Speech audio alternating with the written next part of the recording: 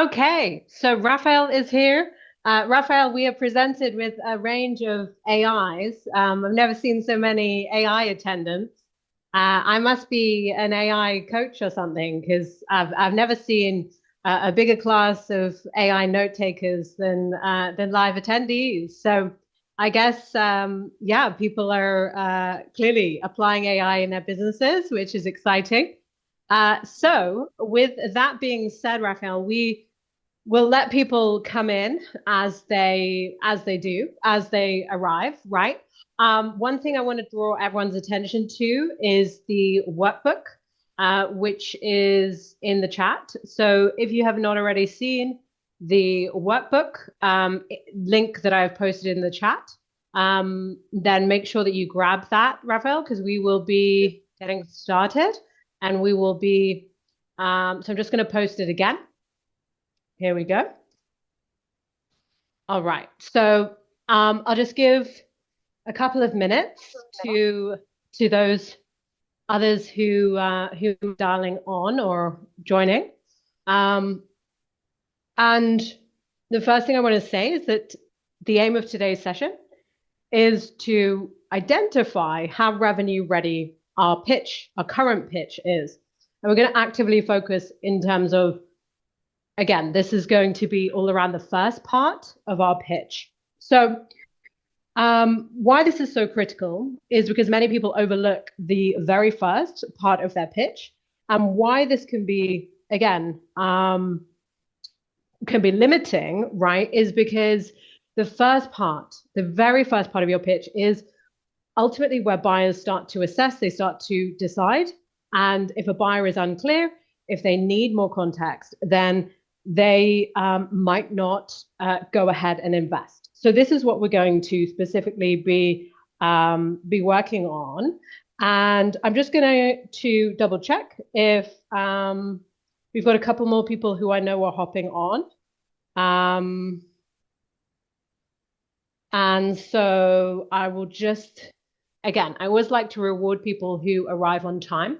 We have Danny here, and we have the amazing Raphael, and we have a huge array of, as I said before, we have a massive line of AI agents as well in this meeting. So I think we do have a couple of people who are just popping on. They are a couple of minutes late. So I just want to Hey, Danny. Hi, thank you so much for joining. So I just want to, yeah, make everyone aware that the workbook for today's session is in the chat. Now we will do some exercises live, and then we will do some after as well. So again, we're going to allow time for that. And we do have quite a packed session. I do have some people saying they're not able to join. So let me just check if anyone is waiting. Oh, okay. And we also have Zahidul has also joined. Um, let me see. Let me see what's happening with the link.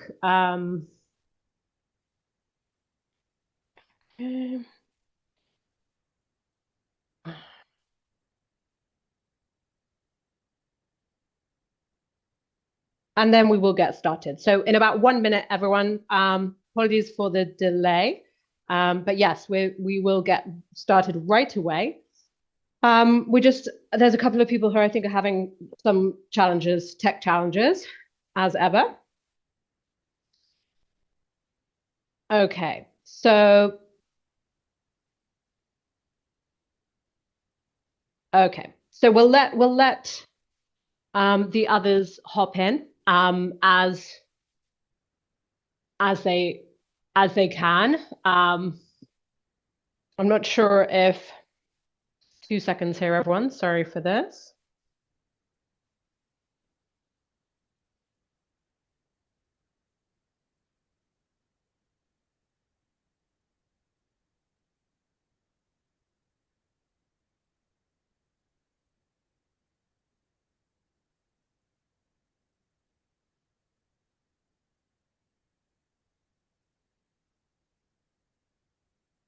Um, okay. Well, we will record the session. So if some team members are unfortunately not able to make it, then we will let them catch up on the replay.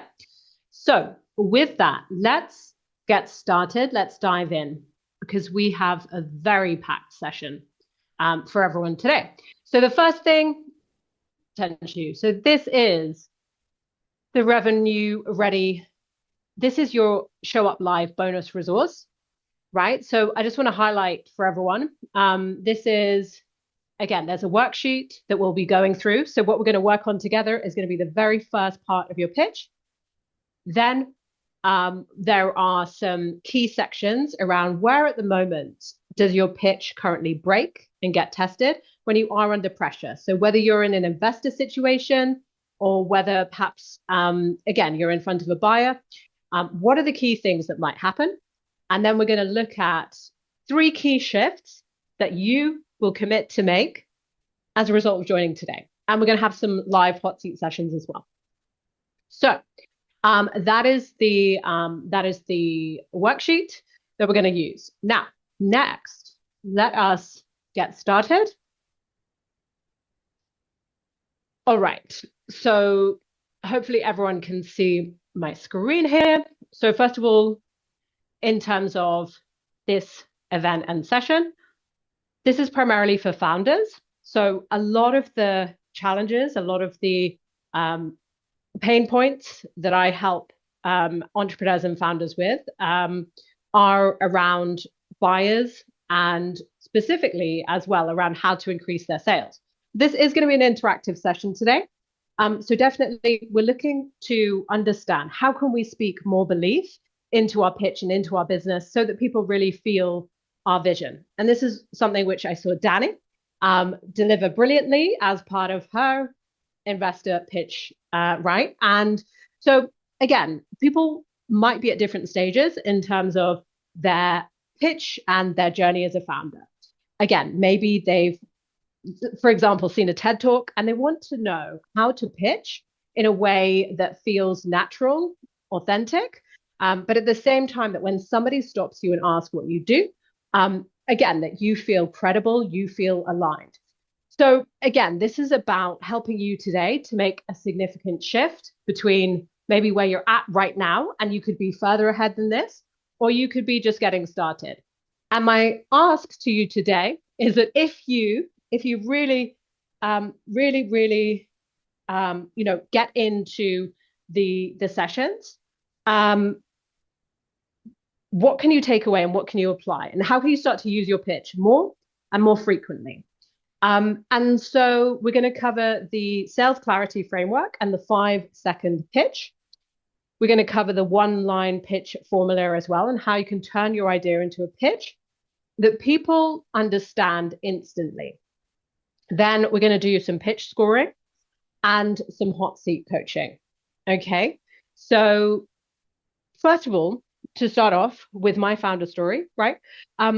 In terms of my passion and helping founders to make a difference with their pitches and sales specifically, why I believe in this so strongly is because so much of what I personally have worked on and built in terms of my sales career has been down to meetings, online meetings, conferences, and really live selling situations. So again, I'm a huge believer in sales and the importance of sales.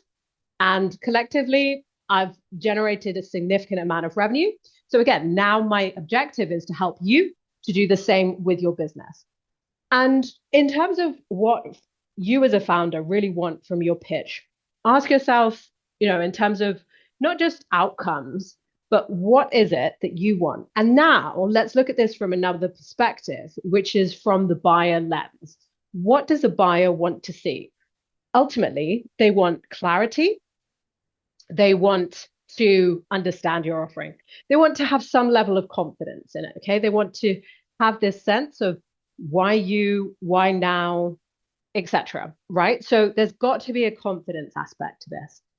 Now, for those who have ever thought to themselves that they would love to have the opportunity to role play with buyer scenarios more, I'm pleased to share that I've created for everyone a free way, a free AI that can help them to road test and almost role play around buyer situations.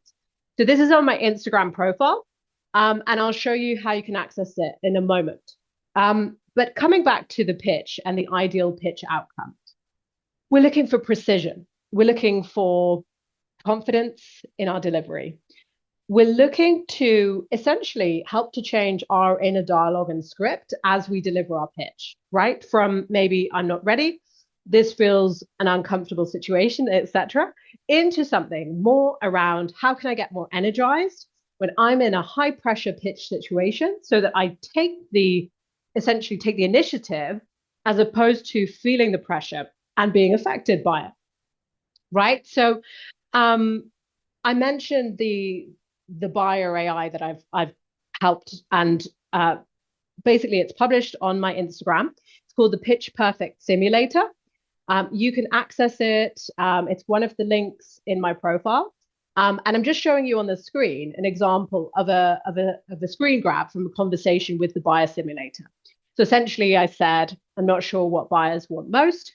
My product is a soft drink. I'm a beverage maker. What might buyers want to hear about soft drinks, right? So these could be the types of questions that you have. And again, the Pitch Perfect Simulator AI can give some starting points, some ideas. And this is, again, I believe in taking and leveraging AI and then building on it, or essentially getting some inspiration and then taking that to your pitch, right? So again, this is a great starting point. So if you want to find this, it's one of the key links by my social profiles. You can see there's my Facebook one, and next to that is this Pitch Perfect Simulator. So I hope that you try this out and make the most of it. It's really a fun way as well that you can, again, just check in with your with a buyer simulator and get a sense of right what you could include in your pitch for anything that you don't get to today in our session. So what's the outcome that you deserve? Well, when we think about the fact that 54% of decks, right? 54% of decks are still making fundamental mistakes, though they've been through a number of different people in a business. That's quite a significant number. When we think that investors typically will spend 2 minutes or less on any pitch deck that we send, that is also important as well, right? Because how many times have we got really obsessed with the design of our slides, or the opposite? Maybe we've thought, oh well, I'll just put something together, but the investor is spending perhaps just 2 minutes on that deck. So the first 2 minutes are crucial, and this is the section that we're coming on to right now. If we think about why startups scale and why they fail. So number one at the top is no market need. So 42% of startups, according to research, fail because the product doesn't solve a real problem. Now, I'm going to reframe this and ask you do you think that those businesses really didn't solve a real problem? Or was it that in the time frame that they were expanding and in business, did they not share and highlight and really pinpoint the real problem that they solved the best? Was it to do with sales messaging, i.e.? So some of these reasons you can see here, such as funding, are not to do with the sales messaging. But I strongly believe that no market need. Again, this is something you're trying to get traction. You're trying to road test your idea. But again, there's this balance, right? And your sales messaging absolutely needs to be there. So why is it that most pitches will fail, or many pitches fail? And what are the mindsets in pitching and as founders that can hold people back? Well, some of the mindsets are going to be, this is the vision heavy founder. So the vision heavy founder believes that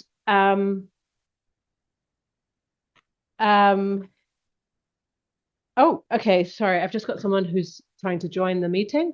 So the vision heavy founder believes that, again, sorry, just 2 seconds. Let me just try to, that their idea should speak for itself. Now, why is it dangerous if someone believes that their idea should speak for itself? Well, ultimately, it is risky if people are expecting their pitch to speak for itself, because ultimately, your idea and your vision is something that you articulate. As a as a buyer, as an investor, you don't share that vision.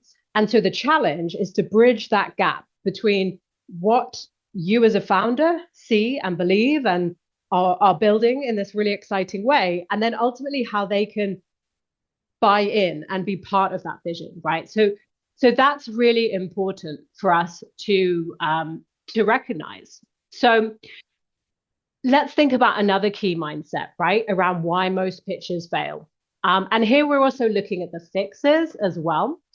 And the fix, oh, okay, we seem to have 1 second.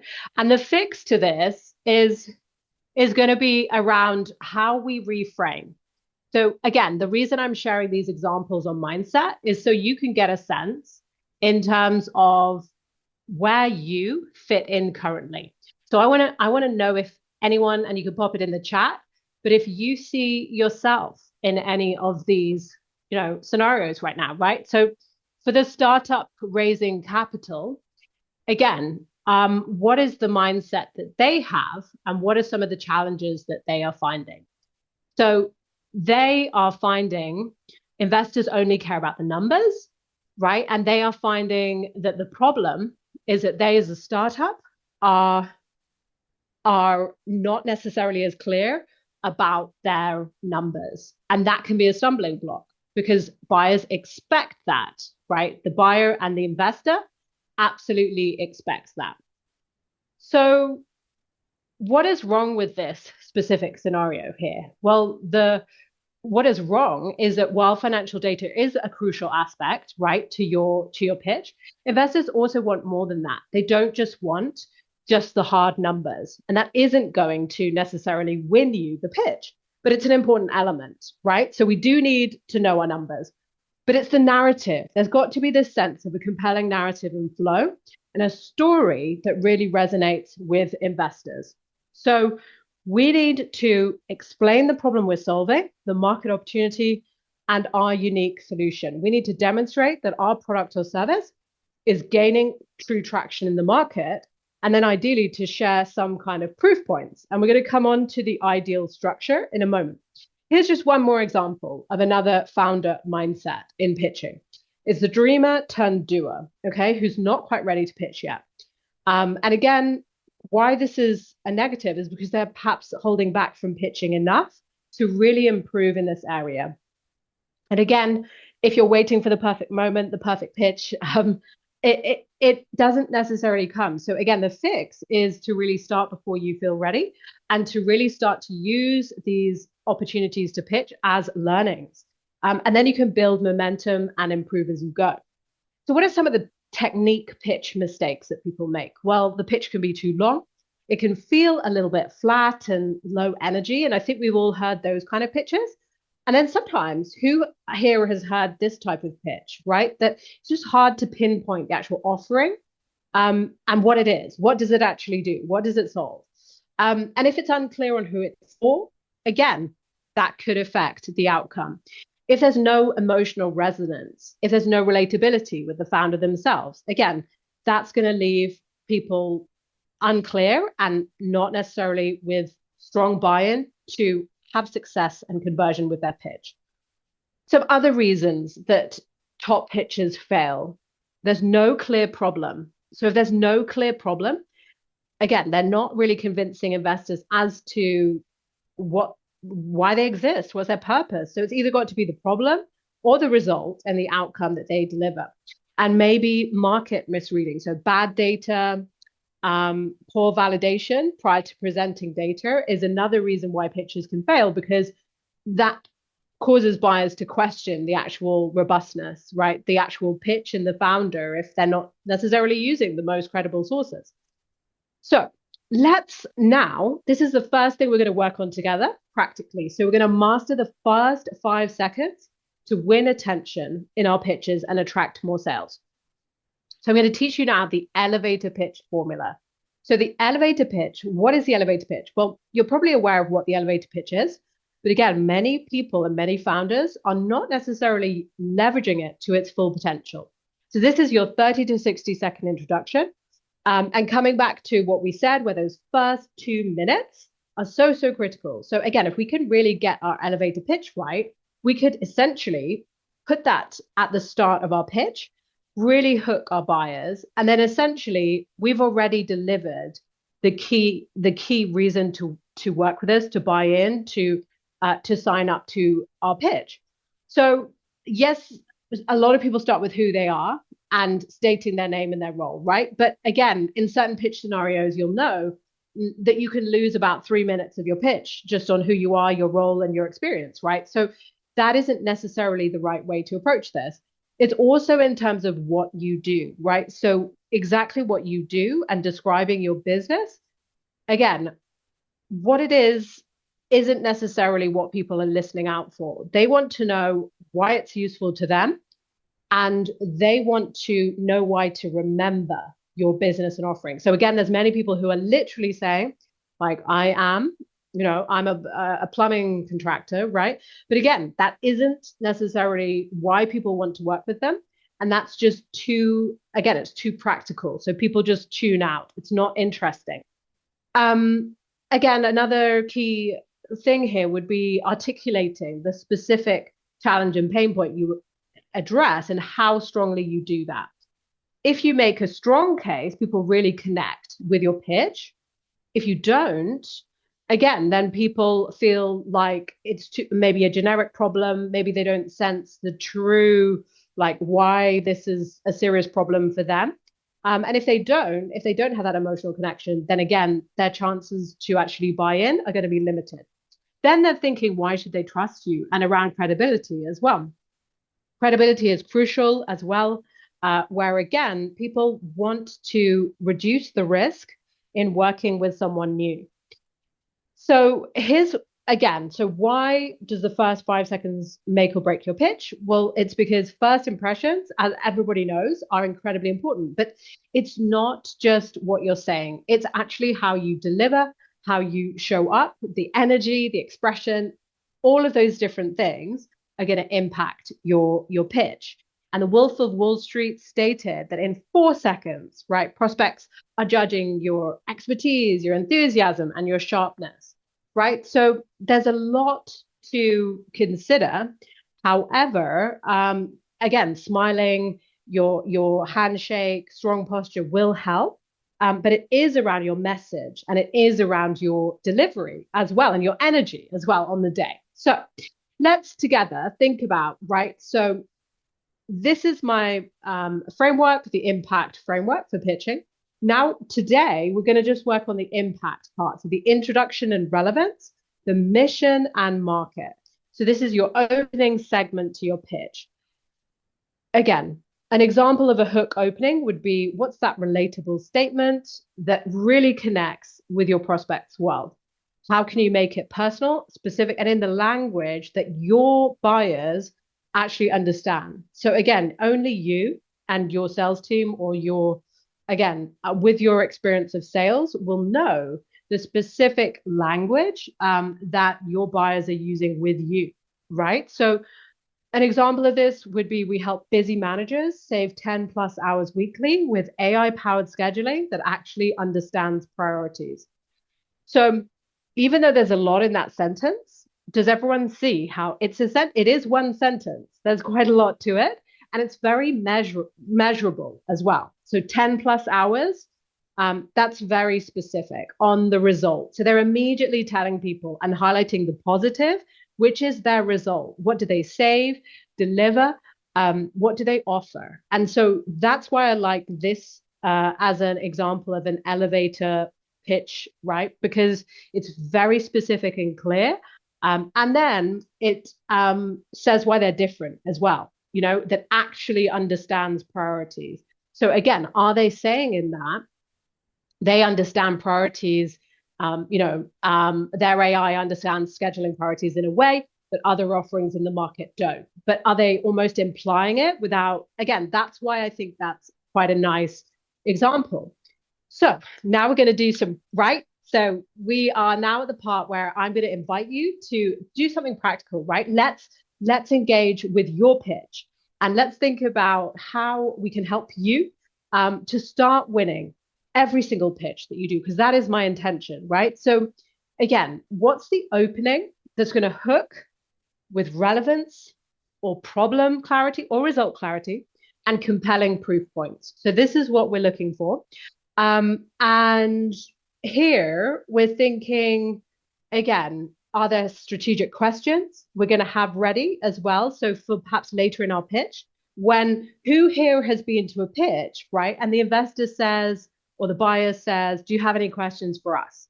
Right. And if we have focused on our pitch throughout the whole session and we haven't shown interest in our buyers and, come prepared with at least 1 to 3 key questions, again, that could be a telling sign to the buyer that, wow, great offering here. But again, did I feel like this business was really, committed to my success and what I need and my challenges? So again, we have to have that balance as well. We've got to have our strong, powerful pitch hook opening, and then come around to some of those great strategic questions, right? And so the foundation here is your first, again, 5 to 10 seconds, the very first section of your pitch. So now what we're going to do is go to the workbook. And we're thinking here on our virtual session as well about vocal delivery, visual reinforcement, which could include slides, props, anything we want to do differently, right? So we could have a video. We can do whatever we want, right? So thinking, is there a visual hook which I could start with? And I've seen this applied really well, where a pitch started and the person just took a whiteboard and started writing out just a number on the whiteboard. And then immediately people were thinking, well, what is that number? What is it? And then they managed to engage the audience and those in the room immediately by saying, what do you think this number is? Right? So it immediately created this curiosity. So that's something you can do. Again, you could have a whiteboard, right? And you could start with a number. And then that could be a compelling stat about your business, for example, right? So now this next section, so I'm just going to teach a couple more slides and then we're going to pause to actually do some writing and a couple of the exercises in the worksheet today. So the framework that I really want to land with you all today in terms of this. So it's hook, value, proof, and ask. Okay, so hook, value, proof, and ask. Because if we think about it, every single pitch needs to have, in my view, these elements, right? It needs to have the clear value really coming through strongly, like why, how this is beneficial. And then it needs to have a proof point or some form of traction.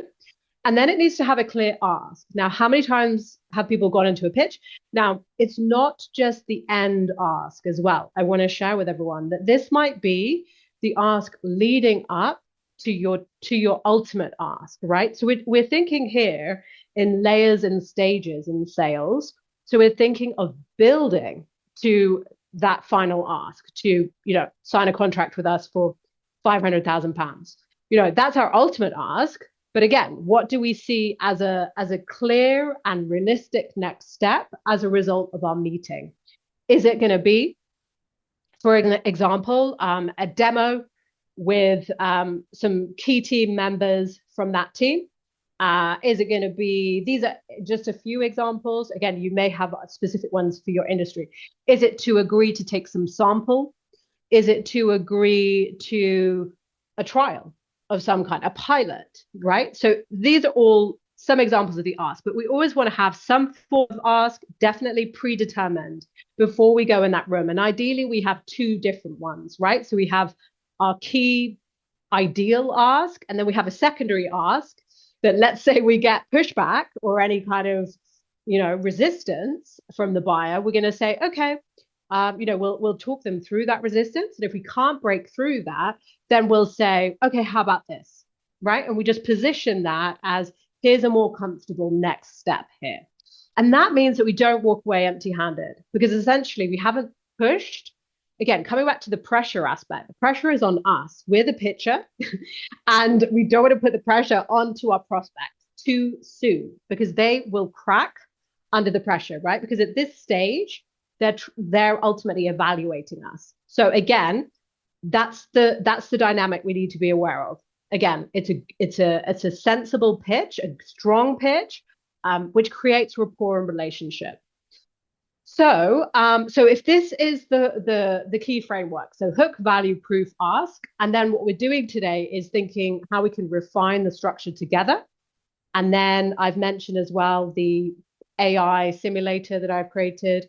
But again, maybe we need just a tiny bit more feedback after this session. So this is the kind of kind of workflow for us.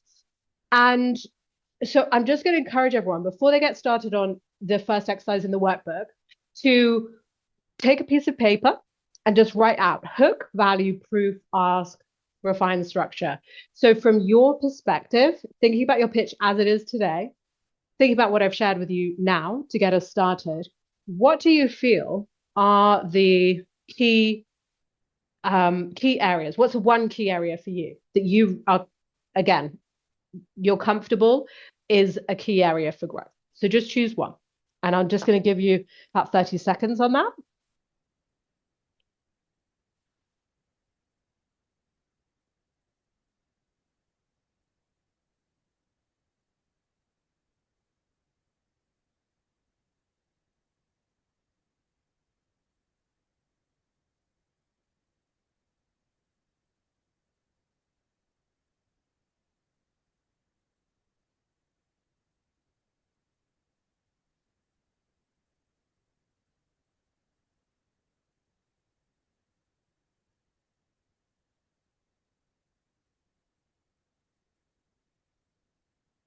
Okay. So just another 10 seconds or so.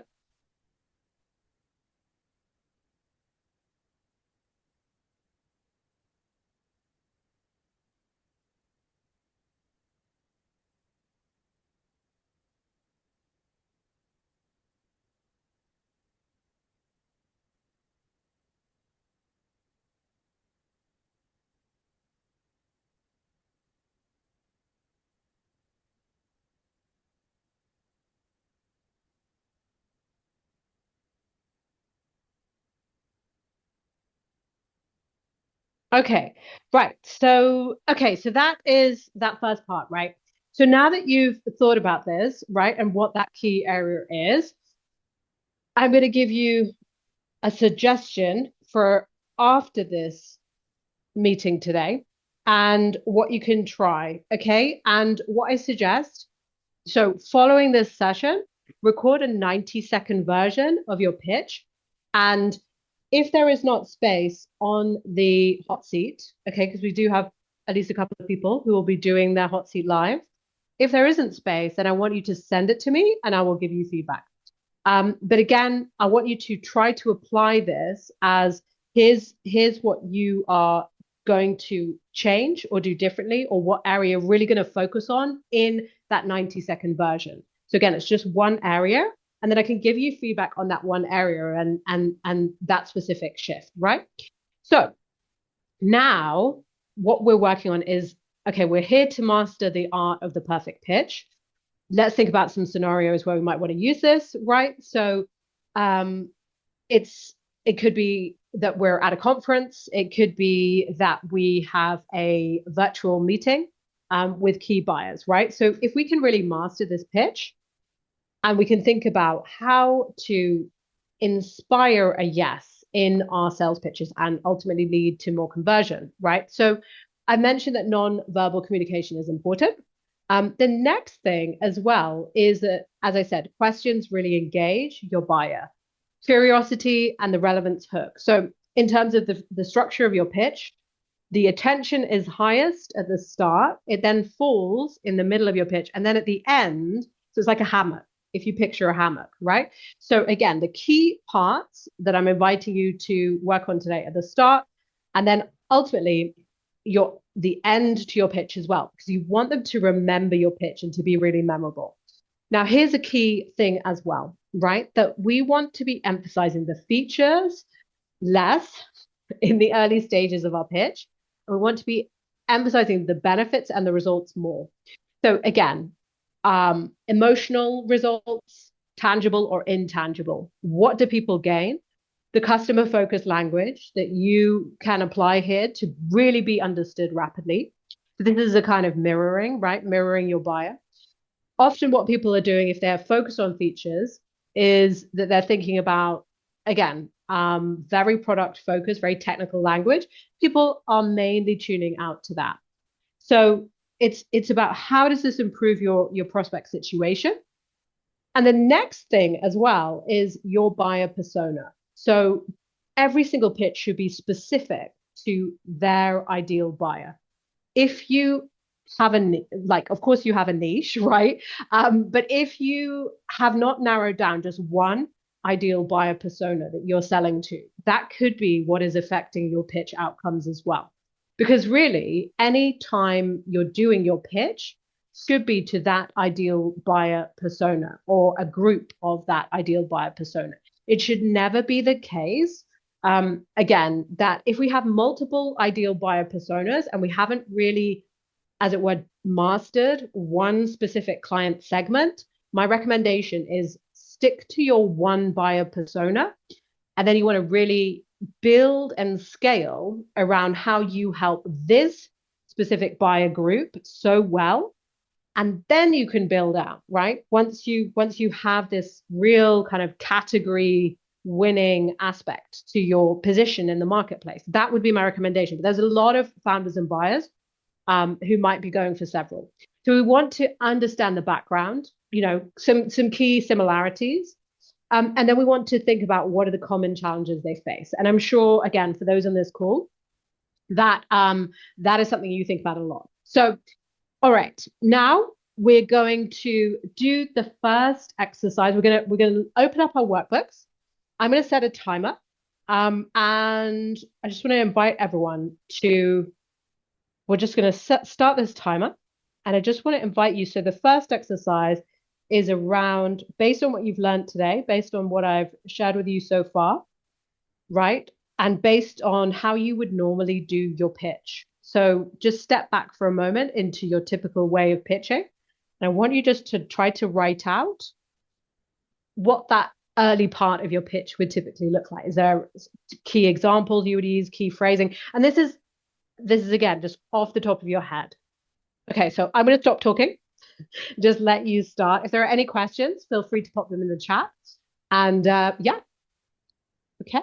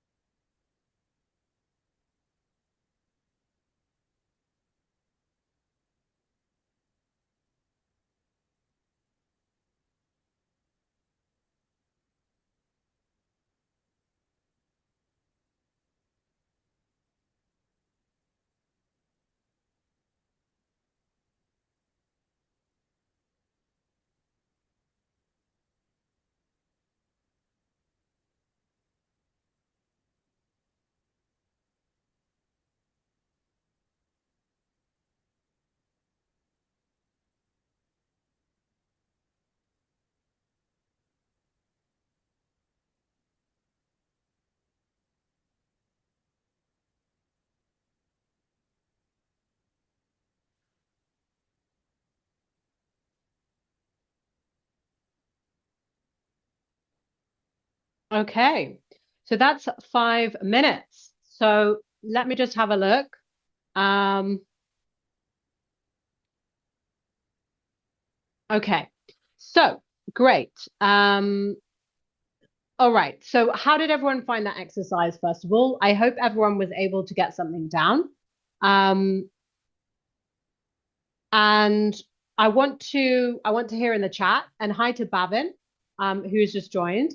So Bavin, great to have you here. Thank you so much for joining. So all right, so what we've been doing is just focused on the very start of our pitch and how thinking about how we currently would start our pitch and how we can shift and change that, right? So sorry, I'm just going to stand up again. So 1 second. All right. So first of all, did anyone have any realizations as they look at what they've got on their piece of paper, right? Did anyone think, wow, okay, I'm saying that, or oh, yeah, when I really think about it, I tend to always include that. Danny, yes. Go ahead, Danny. Thank you. Yeah, really, really useful information. And it's really good to go back over, you know, the basics, first of all, because, as I mentioned in the chat, hook is so important. Like, when whether it be a social media post that you're putting out, or if I'm pitching in front of investors or, in person in a competition, it's always been good to kind of get people to interact. So ask a quick question before I even introduce myself. So I did think about do that a little bit better, and especially being able to translate that into a deck to be sent out. And yeah, and I thought about it. So I wrote a small elevator pitch, and I thought about all of the elements that you talked about: who you are, what do you do, what problems do you solve, and why should they trust you. And I tried to put that into a short paragraph, very, very short. So I thought, um, first of all, I haven't met anybody in here, so I'm gonna try it out, and see if you actually understand what it is that we do and who we are. So millions of people in the UK face barriers to essential services due to lack of photo ID. I'm Danny, the founder and CEO of IDGO, an affordable and official proof of age and identity card, licensed by the PASS scheme, accredited by the ACCS, and backed by the National Police Chiefs Council, Security Industry Authority, and the UK Home Office. So I tried to incorporate those 4 specific questions that you mentioned, plus a hook, in just a short bit of time. So I hope that was. Yes. Yeah, that was great, Danny. Really, I mean, right? Did everyone see how concise, how clear, and the credibility really came strongly across in terms of what Danny shared, right? I really, as I tuned in, I was like, wow, they're affiliated with all of these major organizations. So in terms of this, I'd love to hear in the chat as well from those who heard Danny's right, her elevator pitch. But to me, the key aspects were not only there, right, but what came through strongly was the key, right, the organizational aspect, but then also what they do. It was very clear. And this really is an ideal example in terms of if we can achieve that clarity and that level of clarity, we can do our detailed, the rest of our pitch, right? But this is something that Danny can say before she starts at the very start. So it's almost like she says this, and then everybody is recapping on what she does from that point. And why that's good is because it's essentially preparing our buyers and our audience. So we give them that quick, really quick phrase at the start, and then they have this sense of, okay, I understand this. Now I want to know more. Okay, so excellent, really well done, Danny. Great work, right? Because if we can really land this and master this, like this is about, again, this can literally like shift the dial. Because if our buyer is still trying to tune in 5 minutes into our pitch, 10 minutes into our pitch, again, it's so much less likely the longer we get into our pitch that the buyer is going to is going to actually buy in and start to move forward. Whereas if we do this from the start, again, all the way along, right? Then we're just building, building, building. So fantastic. Did anyone else want to share? Again, share a quick sentence, or I'm not sure if anyone else on the line. It's absolutely fine if not, because we do have some more practical sessions and we have our hot seats coming up.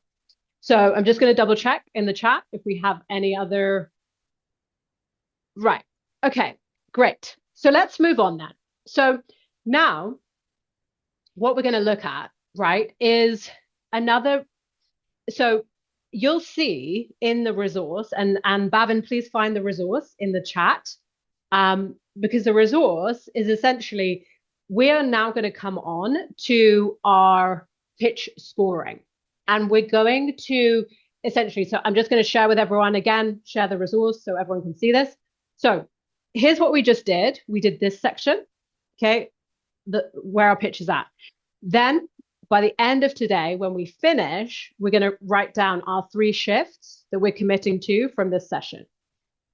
Next, okay, so this is your show up live bonus and resource, right? I've given you a pitch clarity language bank, 5 pitch opening lines that you can develop and take and enhance, 5 transition lines.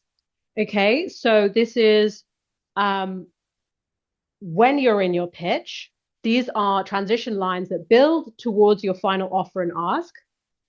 But why are these lines so important? Because sometimes, as I've explained, people are charging on to the next part of their pitch before they've really established, is their buyer with them or not, right? Is the buyer with them? Are they clear? Are they getting this? It's a check-in of some kind. But again, this is important because we don't want to just keep going from step to step, and for our buyer to feel like they're kind of on a train, which is going, just going no matter what, right? We want them to feel incorporated. So those are the transition lines. Then we've got our clarity resets. I'm super excited to share these with you as well. Because this is where we are reading the body language of our buyer and who we are selling to. And we're understanding, right? If they look confused, again, we're reading that. And then we're trying to articulate it. So we're going to say, if this does feel a little bit confusing or like a lot right now, again, just let me know and I can explain it in another way. Or, that's a signal to me, and I want to make sure that you're clear on everything, right? Is there any, can I tell you this in another way? So again, these are clarity resets. So if you identify in your pitch that someone is not clear and you just want to, in the moment, right, you want to take action and fix that. So you can say something like, let's pause and come back to what decision I'm asking you to make today. That's very clear, right? What's the decision I'm asking you to make today? Okay. So another one, you don't need to decide everything now. Just to confirm whether this is relevant and seems like something that and then you can fill in the end, right? Want to explore, take further, etc. So again, there what we're doing is we're seeking a micro commitment. So what will this help you to do? This will help you in the pitch scenario live. And that's going to be super important. Now, the next part that we're going to come on to is our pitch scoring. Now, we're not going to do this all live, but I want to share with you the reason why I've included this and why it's important to know where this is at. Because ultimately, when you deliver a pitch, it is a pressure test, right? So what I'm going to invite you to do is to score these different sections, right? So number 1 is what Danny just did. It's offer compression and what everyone just did, right? So it's offer and essentially pitch compression. So I want to help you to think, can you explain what you do in 1 sentence? Do you know, do you feel the need to explain your background, for example, before you state your offer? the next section is decision stability. So I'm going to share some slides on this just to set the context, really. But I just wanted to share with you, again, how much is in this resource, and how you can tune into that and really make use of this, right? So that you can ultimately get this really clear sense of exactly where your pitch is at. And that's what the aim is today, right? We want to know, because awareness is power. Awareness is step one, right? And sometimes when we're really close up to something, it is hard for us to always take a step back. You know, we've said our pitch a number of times, and again, we're almost familiar with our own pitch. So, right. So that's the aim of the scoring. And I want to say you don't need to overthink it. Just think it's either zero, sometimes true, or consistently true. Offer compression is how clearly your offer lands without any explanation. And decision stability is, does the clarity of your message and pitch hold when more pressure is applied? So are there more people in your meetings? Does that, again, does that cause you to be less clear in your pitch and feel a little bit destabilized? Okay, so here are some questions around finding out if that is the case and how this might be affecting you. Real world use case. Is clarity actually being used? Or is your pitch, again, here's how you know if clarity is being applied in your pitch. Do you have a consistent message which is clearly understood? And you can tell by the body language, by the responses you get. Do you feel the need right now to rewrite before each call? Do you feel that your pitch sounds fairly natural, right? Because here's the thing, I'm saying the word pitch like 150 times today. But again, ultimately, it needs to feel quite natural. Even the word pitch, some people I know can feel a little nervous about because it sounds, a pitch. It sounds like somehow this is this is when we put on a show, right? Trusting your words under pressure. Can you trust your words under pressure?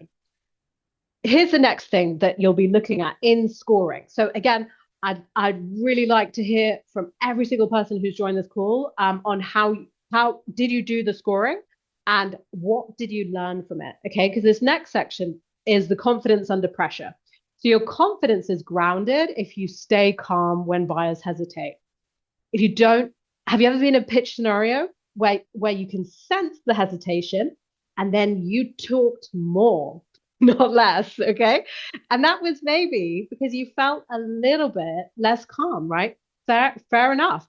And again, this is what we're looking at here, right? And in terms of changing the direction mid conversation, again, who has been there in a pitch where, again, perhaps we're with a colleague or one of our team, and the direction of the pitch suddenly changes focus drastically, and then the buyer interest has just gone woo. And again, it's that sense of, oh, I didn't feel confident enough to step in when I saw that happen. So the pitch changed direction and we let it happen. So here's what we want to then understand from doing this, right? Where does the clarity break in our pitch? Is it the explaining of what we do? Those decision moments. So the ask, the final part, the repetition and the consistency. Or is it handling buyer resistance? So buyer resistance is typically going to come up later in the pitch where there's an ask, there's some form of commitment, micro or more large, that is being required. So then you're going to add up your score and that's what it is, right? So again, the aim of this is absolutely, again, this is going to be so helpful because a low score is going to indicate that sometimes we might be winging it. A mid score is a little bit of inconsistency, right? And the high score is what we then want to rescore ourselves on once we've applied a few more adjustments, right? And we want to know that we have a pitch with clarity, again, without effort, right? That there's this decision clarity so that people and buyers and investors and that we hold under pressure and our pitch holds under pressure to really create those strong committed decisions, right? That's ultimately what we want. Because if you know where the clarity breaks, then the next step is obvious. And I promised as part of attending this webinar today that again, you would have a sense of where might be the one line that you could change to make a different outcome. And again, it might not be that you need to fix everything. In fact, it rarely is the case. You need to change everything in your pitch. But sometimes there are some specific lines or aspects to it that do need some refinement. So that I'm excited for you to do that, right? And later in this session, I'm going to also share more with you around an opportunity as well for you to have an even clearer pitch. So next, what we're now going to move on to is our hot seats section. And why I think this is so helpful for everyone in the call is because by doing your pitch, like I said, by saying your pitch, doing it, testing it, trialing it, that is where you get all the learning. And again, we're in a very safe space here.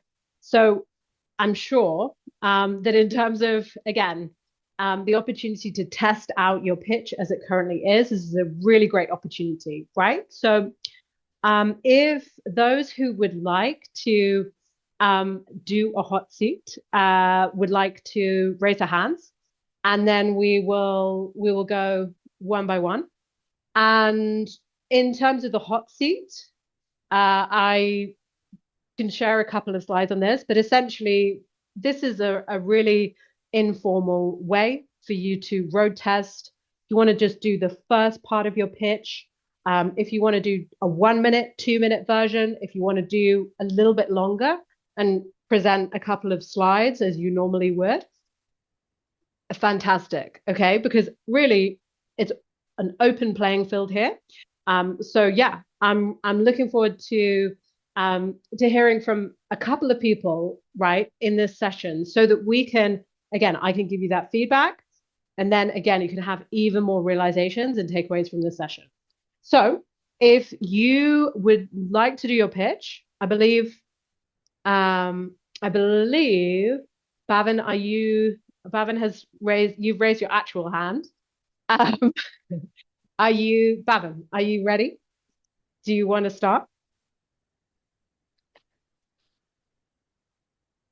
Okay, we can't hear you right now. Just check your microphone, check your headset.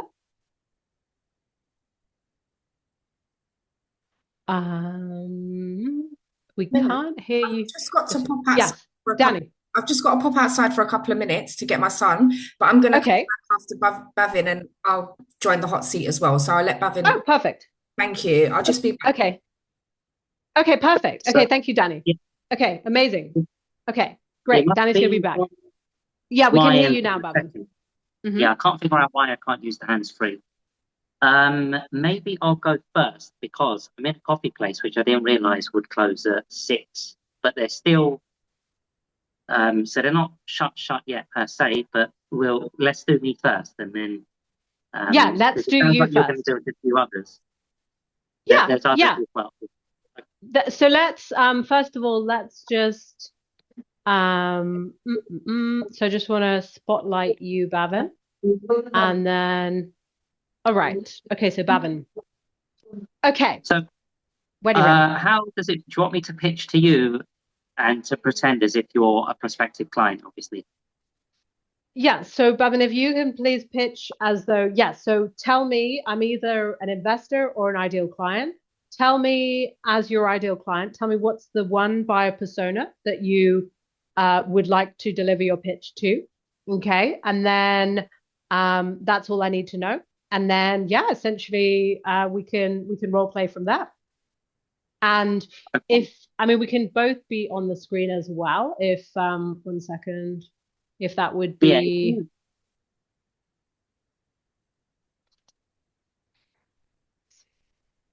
I can just make it the two of us on the screen. So I think what we'll do is we'll do a scenario where I'm pitching to you for the first time, as in, so it's not a pre-arranged meeting. Imagine we've just met. Yep.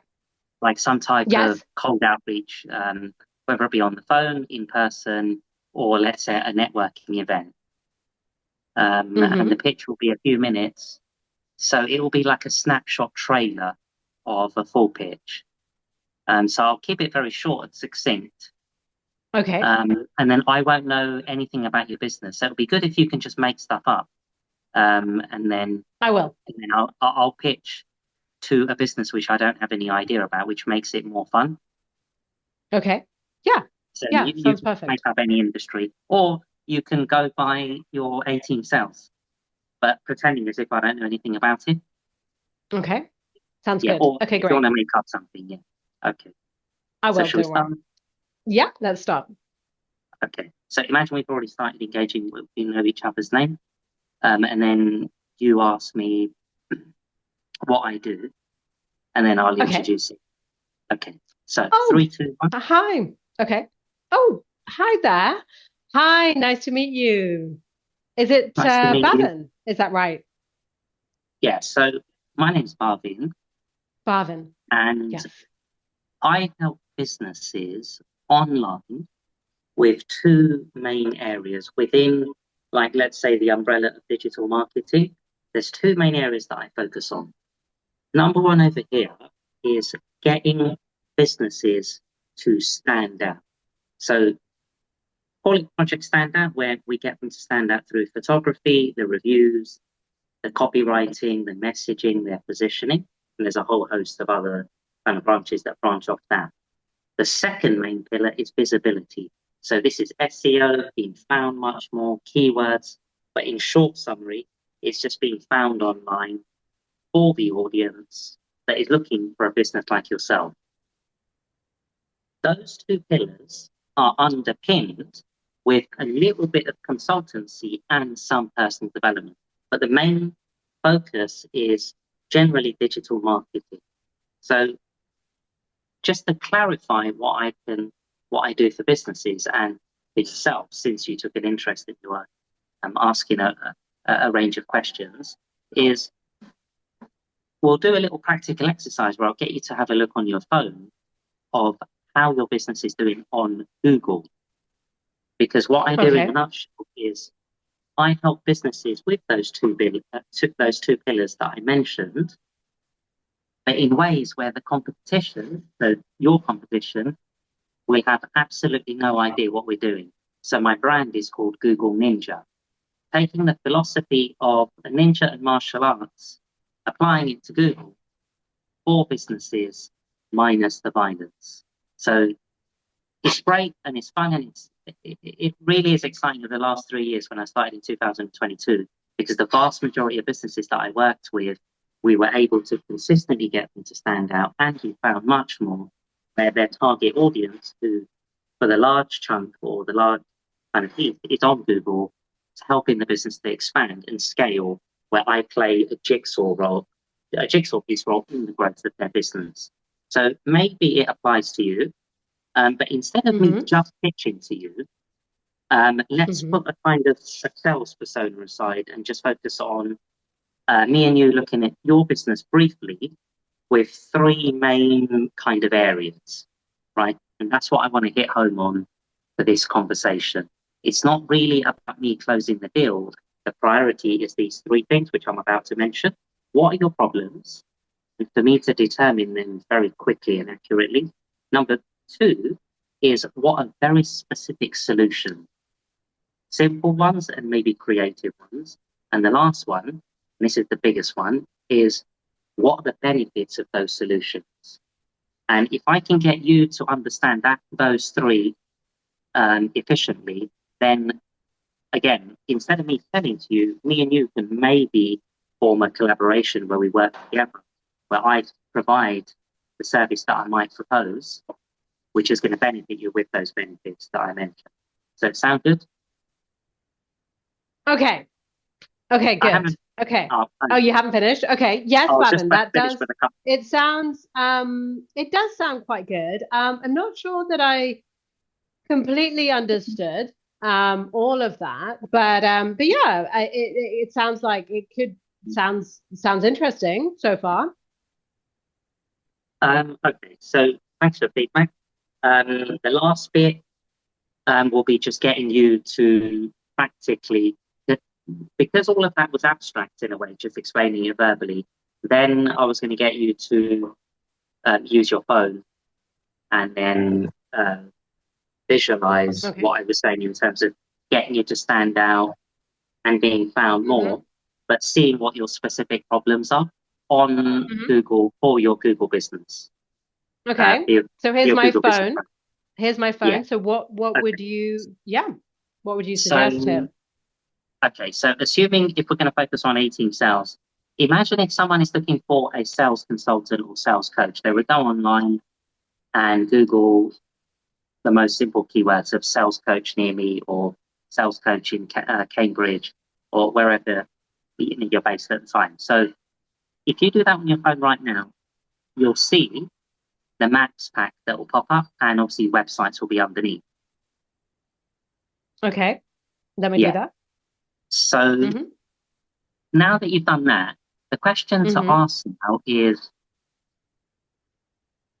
like in your mind, is with all your unique selling points and a long list of strengths you have, if you can put yourself in the prospective person's kind of shoes, are they going to consistently see all your unique selling points and your strengths? And then if we can compare that to some of the competition, so the other Google business profiles and the other websites, right? And then we explore all the problems and the weaknesses. And then this is where I bring in some solutions. So if we have a look at one for a moment, so I can see that your reviews, you've got 12, right? And your average is 4.8, which is good. 4.8 ratio is good. Right. Now, one kind of sticking point, or let's say temporary problem, is that there's 4 other sales consultancies that have got much more reviews and a higher ratio. Yeah. So in my programs, I cover a specific module which involves increasing reviews, real reviews only, but also teaching the client of how to increase specific reviews that can have an impact towards specific search ranking keywords. So ties in with the visibility that I shared as one of the pillars earlier. Yeah. And then also to take it a step further, I also coach the client on how to get more reviews as well. So this is kind of one area.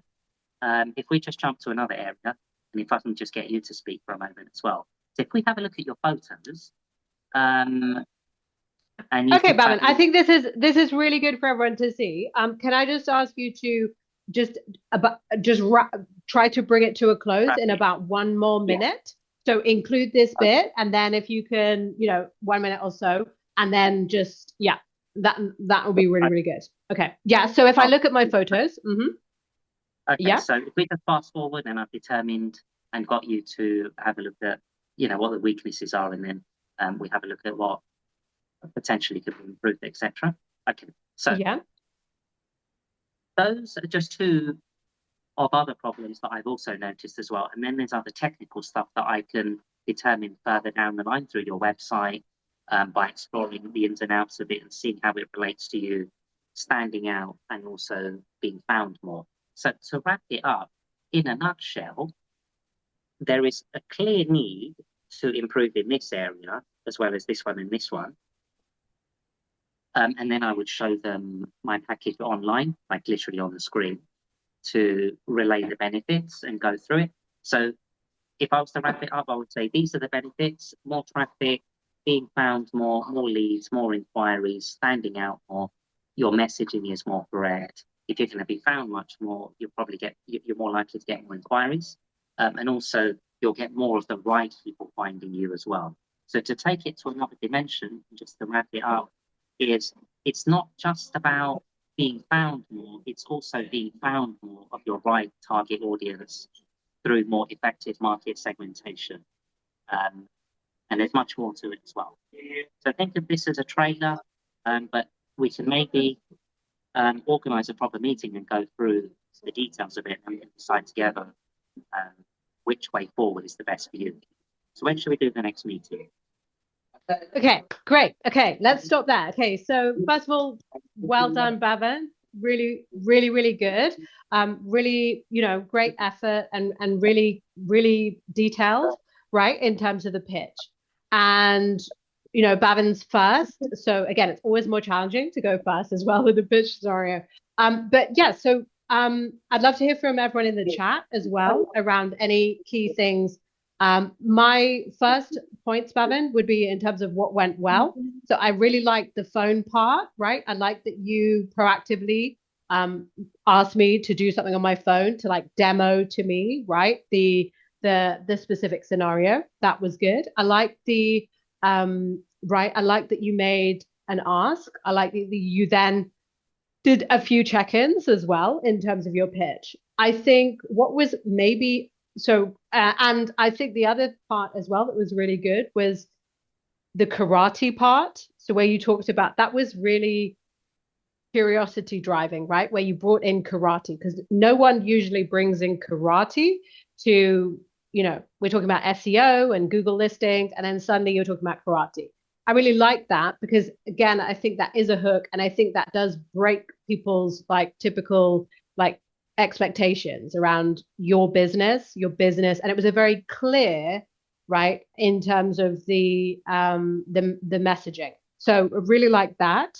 I did like as well. It felt in terms of the meeting, you were driving, right? You were definitely kind of managing the pitch in a confident way, which was great. So that was all really, really good. And for those that don't know about Bhavin, right? He is also a coach in confidence, right? So that's great. There was a lot of confidence there. And there was a lot of sales skills as well around some aspects. To give you constructive feedback, my overall feedback would be if you had the same pitch, but you could only keep 30% of that pitch, what would you keep and what would you remove? Because to me, and you actually said it at one point, you said this is the trailer. And my thought as a new potential customer was, oh, great, a trailer, right? Because with a trailer, what's perfect is it gives us an overview and a sense of what you do, but it's quick and it's rapid and it's fast moving, right? There were some times realistically in the pitch where I was feeling a little cognitively overwhelmed. And the cognitive overwhelm and the load that we put on people in terms of how much information we give them, how soon, is a crucial factor in terms of the pitch and the attention. Because, and those on the call will perhaps have experienced this as well, right? What do we do when we're faced with a little bit of overwhelm or perhaps cognitive load?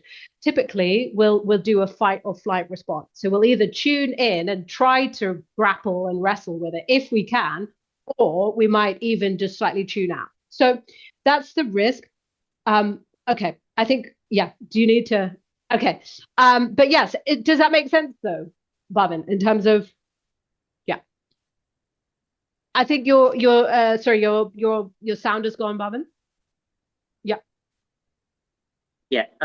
So no, great feedback. I was making detailed notes as well. Absolutely, I'm going to do some self-reflecting. Yeah, think of ways of how I can implement what you said as well. Yeah. You can hear me. Yeah. So yeah, I can hear you. I can hear you really well. So to me, right, there's a lot of positives in there.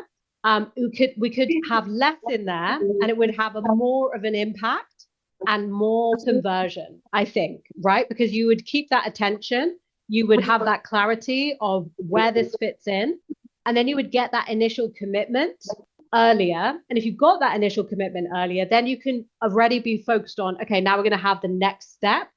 And you've done your pitch. You've got that first rung of the ladder, right? So that would be my suggestion here. If you're looking to sign people up in one, and there will be times where people are ready, they have a big problem to solve urgently, and they need that solution, then the style of pitch you just did would work well. But you need a little bit more input as well, Bhavin, from your buyer, from who you're speaking to. I think you need a few more questions in there to really position to that. Because again, we need to make it quite specific to the business. And I didn't tell you, do you see what I mean? That if it was a pitch scenario to like a group of people, that's very different because we can't ask questions. But if it's one person or two people, we can absolutely ask some key questions at certain points in our pitch to then choose where we want to take that, what we want to emphasize and bring out in our pitch. So that would just be the only other suggestion, that you've got someone there in front of you. So leverage that, work with the person, and, you know, do those not just check-ins, but find out something to make your pitch even more, to know it's relevant to them, right? Because if you could do that, then again, you've got their attention. They feel like, yeah, this is for me. I'm, you know, Bhavin's really, you know, he's really helping me to think about this problem differently. And that is value. Value to people is, again, it's learning something new about their problem, learning something new about something they're not doing, which their competitors are doing. So when you started, this is the last feedback point that I'll give you, but when you started saying, right, there's 4 other sales coaches who are doing this, this, and this, I thought you were about to tell me, you know, how many clients and inquiries do you think these other 4, you know, business owners are getting because of their position on SEO, right? And then you could maybe give me a stat, like, did you know that, you know, let's say 80% of inquiries go to the first page of Google, those who ranked in the first 1 or 2 pages.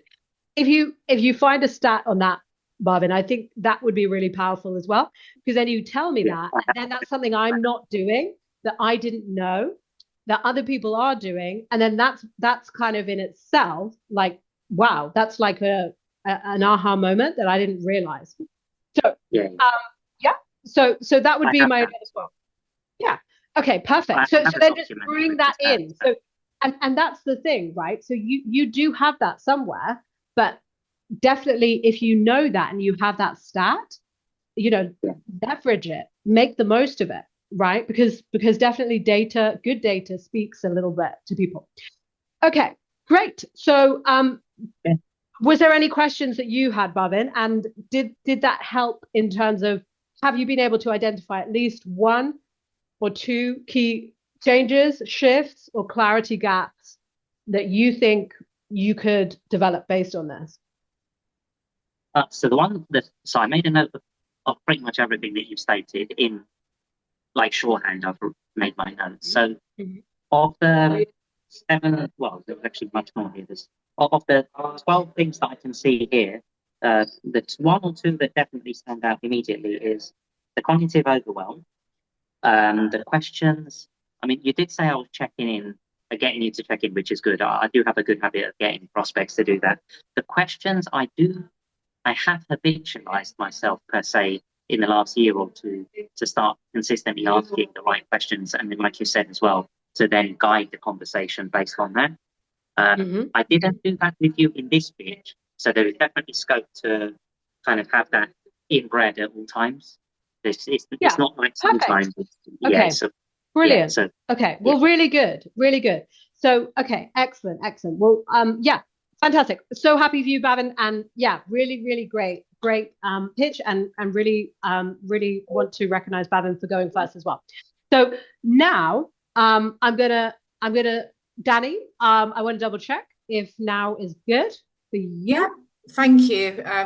Yeah, now's really good. And I just want to say as well that I'm really interested in looking at your AI tool and to get into the mind of the buyer, because I feel like a lot of the times when we put together a pitch, we're just thinking about what we want to get out there instead of thinking actually about what they want to hear, what's going to make them buy this, you know? So I'm really interested in having a look at your AI tool. I think it's going to be really helpful. So I am going to share a deck that myself and graphic designer who I work with, Sahijul Ronnie, is here with us, and he's from a company called B Brand, and he works on a lot of different decks. And at the moment, you know, we have got a sales deck that we've been working on, which is a lot different than one that we've had previously before. Now, I've had to take out some information because it was specifically tailored for a company that we have been having some talks with.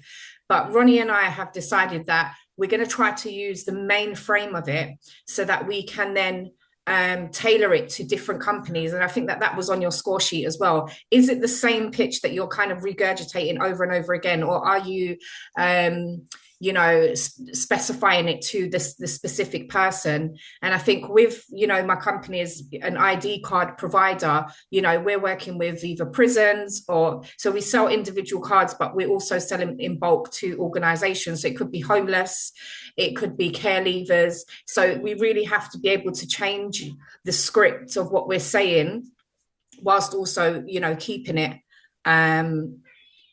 keeping it, in line. I'm looking forward to doing your score sheet. You've given a lot of resources today. So I am going to share what we have. And I did send Ronnie a text message earlier to say that I had to change a couple of bits because we had to take out the partner who we were talking to. So I know he's going to be seeing this for the first time and probably thinking, what have you done to my design? But I've had to just make a couple of changes, but I've kept majority of it the same. Is it okay to screen share? Of course. Yeah. Please do. Go ahead, Danny. Let me just pinpoint you as well on the screen. It should work fine. You should be able to just... Brilliant. There we go. So I've changed. Oh, sorry. Let me know when it comes up on screen. Okay, perfect. I think it's just loading. We've still got a black screen at the moment.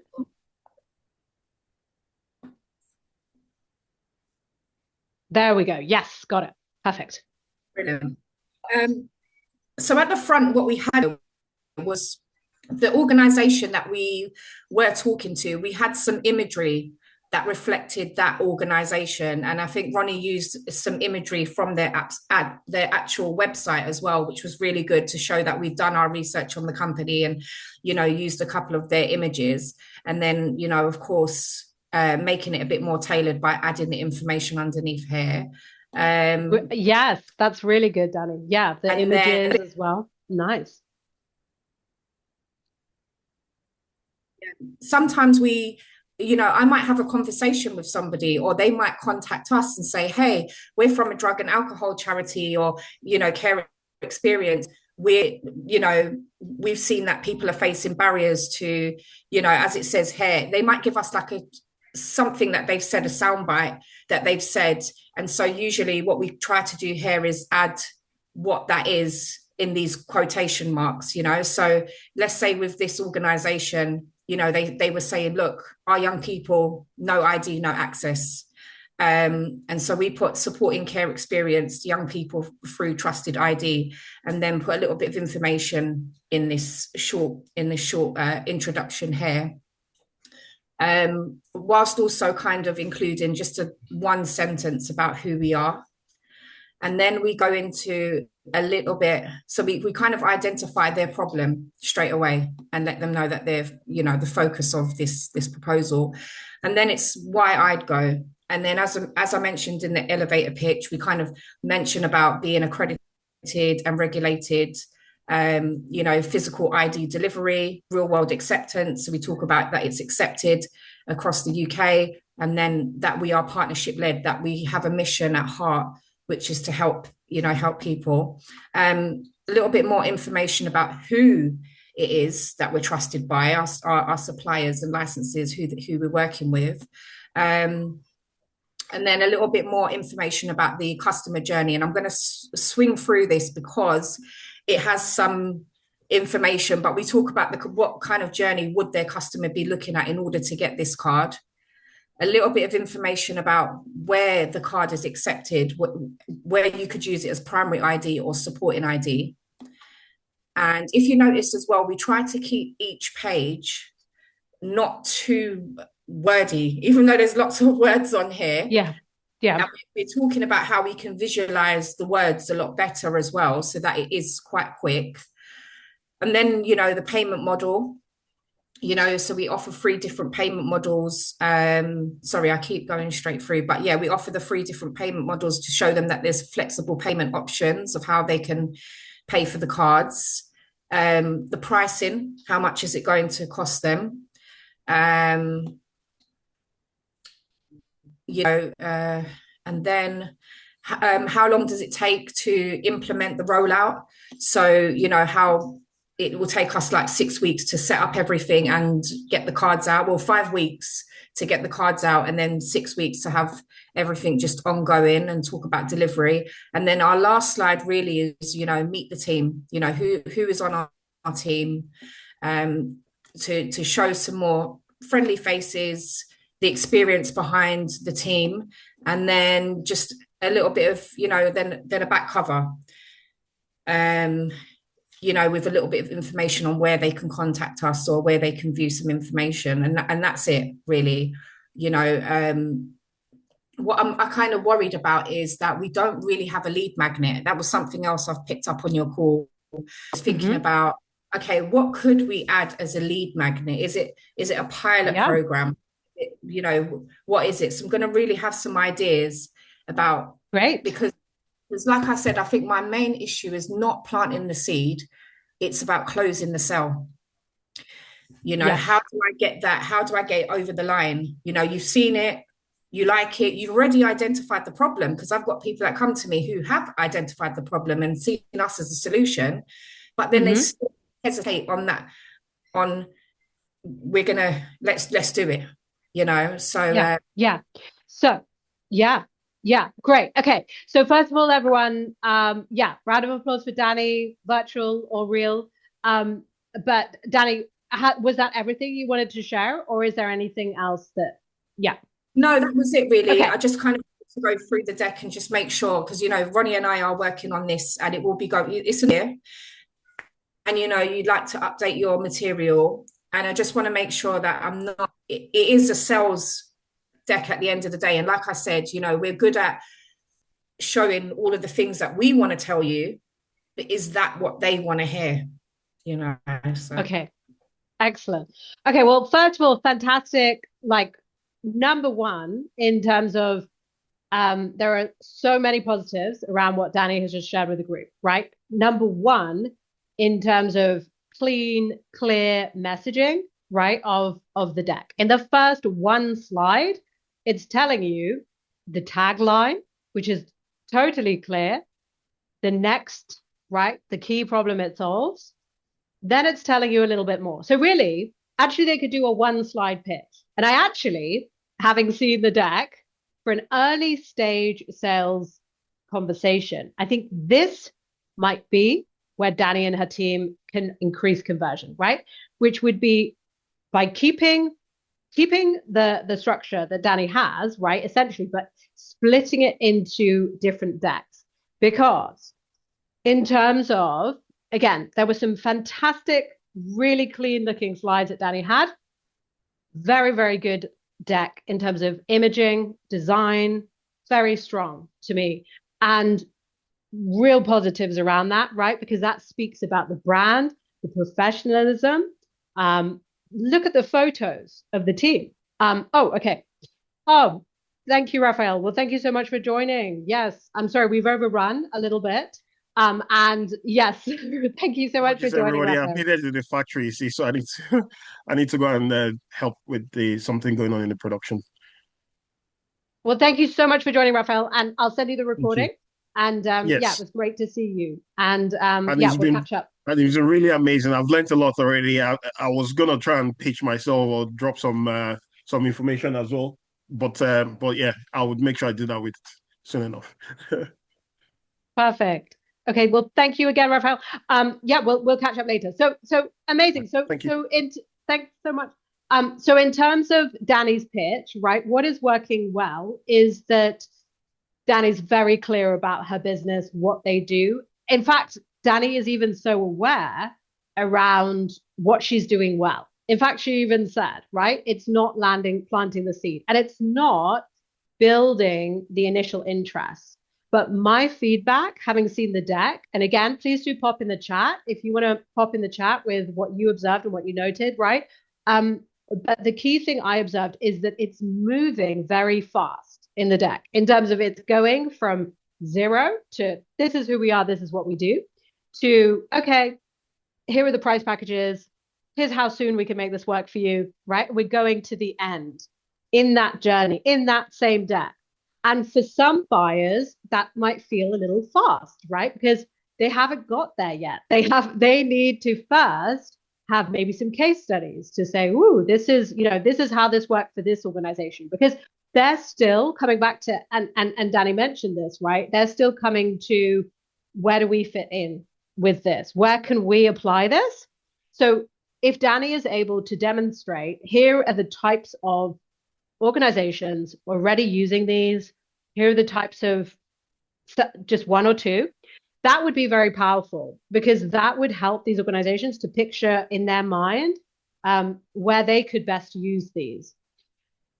That is one of my key pieces of feedback. So actually, there's so much in that deck, which is really good. And it's not that it needs to be completely removed, but it needs to be at different stages in the sales process, potentially, or just slightly to a certain point, right? So even half the deck is still going to take people on a journey. They're going to get to a point of, right? But then coming back to what I said about the ask and the next micro commitment, would it be better for Danny to position and her team to position, here's what it looks like to work with us on the second or the third meeting, right? Once they're building here's where we think this could fit in for us, and that would be with Danny and her team having those strategic questions, right? And that would be with some check-ins around, based on what I've shared so far, how's this resonating? Can you, in your organization, what are some of the ID challenges that come up all the time? Are there any, or what are some of the requests that you get around verification and ID that today you can't currently solve easily? Those are the kind of, right. So yes, so with that style of pitch, and again, it's a more not just corporate, but it's a business pitch, right? For businesses, which is clear. So I hope that everyone got from seeing that deck, right? That Danny's end client, her ideal client is organizations and businesses with, again, with challenges in ID. So, or not just ID, challenges in some form or other. So there could be multiple nuances to that. And so again, there might even be a need for Danny and her team to qualify slightly in terms of the fit, right? Because, and this comes back to what I was sharing around in our pitch, we can position some things, we can identify the relevance, and then we can build that more to a point. And we build that more to a point, and then we would look for that next step and next ask, get that firm commitment done, and that can be enough. Again, sometimes with pitch scenarios, people are thinking of this like everything is riding on this one meeting. I've got to jam it all in. I've got to completely, I've got to have everything covered in this meeting because, and again, it can come across under time pressure as sometimes, again, a bit rushed. And then people might be like, oh, gosh, well, there was some good things in there, but again, I'm not sure I remember all of it. That could be the kind of thing. And again, coming back to what I was saying earlier, we want our ideal buyer to be coming with us on the journey, to be advocating for us, to be doing that in a more collaborative way. So that would be my suggestion, Danny. But again, really well done on having such a high quality, right? I love that one slide. And like I say, you could actually cut that deck to potentially, and this would feel at first like a really like a jump, but you could actually cut that deck to, I'm going to say something like 4 slides, 5 slides, and it would have more impact and more talking points, and it would still be a really, really powerful meeting. And there would be, a next step and a next stage. And you, again, so that would be one, for example, adjustment that you can make, right? Which is coming back to even in terms of Bavin's pitch, what's something critical? If you could only keep 40% of this, what would you want to tell a buyer at the first stage who's building that awareness of your offering? And then, so in terms of conversion and getting that conversion, we will achieve that as long as, again, as long as we haven't water hosed our buyer into submission, which I'm not saying is the case in this pitch, but I'm just saying that is a risk that sometimes people run when they choose to have just everything in one pitch, right? So I hope that was helpful, Danny. And like I say, really impressed with your deck and so much that you're doing. Was there anything that you want to ask? I've written down lots of notes. Really makes sense. I think the only question I have is sometimes I'm asked to just share a deck. So, yes. Sharing the deck is presenting the deck whilst you're in a meeting. Mm-hmm. Would you say that that should still be the same? Because sometimes you don't even get a chance to actually pitch it yourself. I get what you mean though as well. Sometimes allow them to ask the question, oh, well, so how much does it cost? Before you just kind of put it in their face. But because some people want to, like the client that we have at the moment, they've said, oh, send it to us and then we need to present it on. So I'm just trying to give them as much information as possible so that when they do take it to the other team, because it's an organization, that they have all of the information that they need within that one. So would you say that that 40% should be in a deck that you're personally pitching rather than emailing? Well, that's a really great question and great point, Danny, right? Which is, if you're not able to present in person and it is an initial deck, think about what are the key slides, what are the key questions that people, if they're doing a review as a checklist, would want to know. So number one, who are they affiliated with? What do they do, right? So the actual pricing would be one slide to include in that scenario.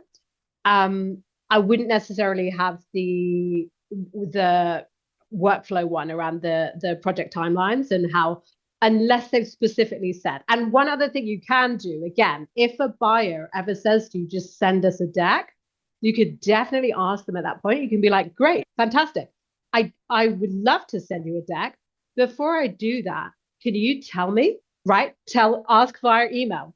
Can you tell me via email in terms of, if you're working currently with any providers in the ID space, right? That could be one key question.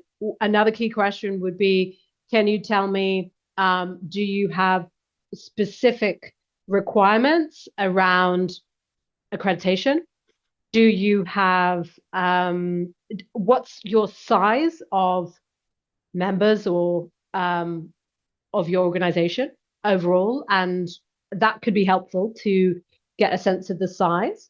And so, yes, so that is my suggestion, Danny, right? So say to them, what would you like me to make sure that I include in that deck so that I demonstrate to you in the best way possible, how beneficial this could be to your specific business. So again, the willingness to want to customize something is definitely going to be something your buyers should warm to, because ultimately it's about how you can do it well for them. So that is my suggestion. Ask a few key questions. Even if they just give you a tiny bit of responses, that can help with the slide selections. And coming back to what you said right at the start, right, around personalizing your deck for that organization, definitely recommend, right? Based on your organization, have 1 to 2 slides around, so you could have some use cases that you could be like, based on your organization and what I've understood, here's one key area, or here's the department that you might have that currently needs this. And so you can help to signpost them by doing that, Danny, and then you can include in there something on the specific relevance to them. That would definitely be my recommendation. In any pitch deck, you want to have at least one slide for your buyer, and at least one customized to them, and not just like completely, kind of like as I said, like just highlight your business at the first stage. So I hope that was helpful, Danny. And yeah, That was really, really, really, really helpful. Thank you so much. good. Really good Great. information. And you also answered the question about, what does the buyer want without using the AI tool, is actually just ask them. Because even with this new potential partner, I ask them, what's the size? So I can say to them, oh, we can sell you minimum 250 cards minimum, but they might only have 50. And then now you've already cancelled that out because you've mentioned exactly this number. So yeah, exactly. I've got some really good, useful information. Thank you so much, Camilla. Great. So happy to hear that, Danny. That's amazing. Okay, brilliant. Okay, so I know we are quite some way over time. So I just want to really thank everyone. Thank Danny, thank Bhavin for doing their pitches.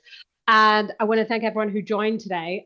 In terms of your workbook and the next steps, like I said, I highly recommend that while it's fresh for you today, right? While this is really, really fresh and clear, that you do definitely take the opportunity to score your pitches and use the rest of your worksheet, right? Don't let it just be here within this session because again, I want to hear from you in terms of the shifts, what you ideally will be committing to, okay?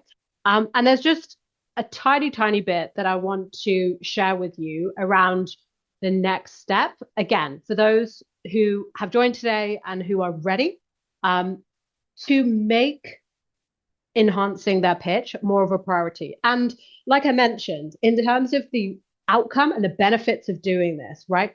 Danny mentioned conversion.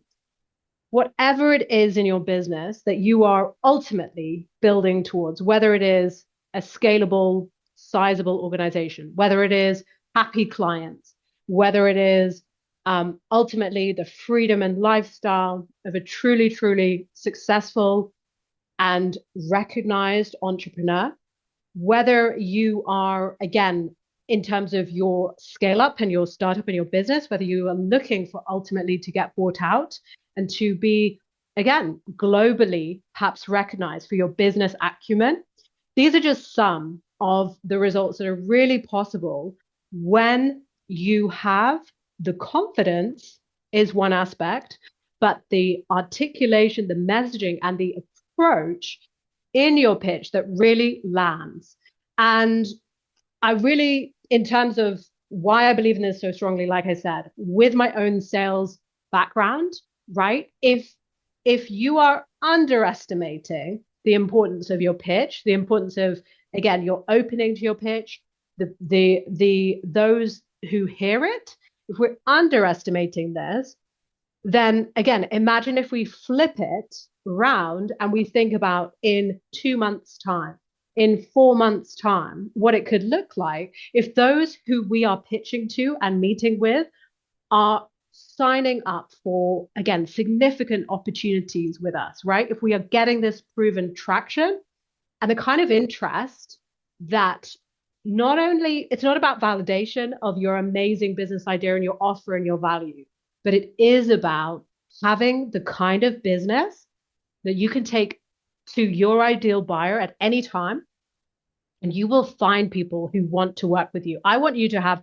a waiting list of people clamoring, right, who are ready to sign up. That is what I want you to have, right? So if from this session, again, this has given you an initial point and recognition in your pitch around some of the key areas to address, just imagine, right, that you, at this point in the year, put in, again, a tiny bit more refinement, a tiny bit more effort around this as part of my offer for this event, which is the pitch check review. So as part of this, I will do a detailed pitch check review and analysis. I will provide written video, have a call with you on your pitch, and I will provide you with significant feedback on not just the start of your pitch, right, but your entire pitch and how you can create that whole structure and impact to your pitch overall.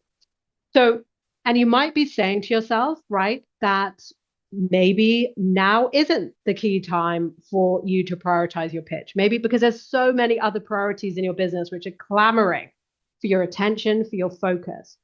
But if you are reliant on your pitch, and to a certain extent, every single business is reliant on the sales, the opportunities, and the business that you are generating that is new all the time, right? So I don't want to underestimate the importance of refining and enhancing your pitch. So if you are curious to know more about the offer that I have for you, and I would love you to take a screenshot of this page or dive to the link on this page and just take a quick look about the pitch check review offer. Again, it's a rapid, fast-paced way to get a more detailed review of your pitch without hours of time investment on your part as well. So again, if time is a priority for you and you're concerned about, again, having to step away from aspects of your business in order to make this happen, this is where I will do the key review for you. Okay, so this is a more done for you option. So again, if this resonates, if this feels like the moment, and I hope that from today's session, like I said, the most important thing is that you leverage your pitch more. But again, if you'd like that important feedback to help you to do so in a clear, compelling, and time-bound way, right? Then make sure that you head to this page.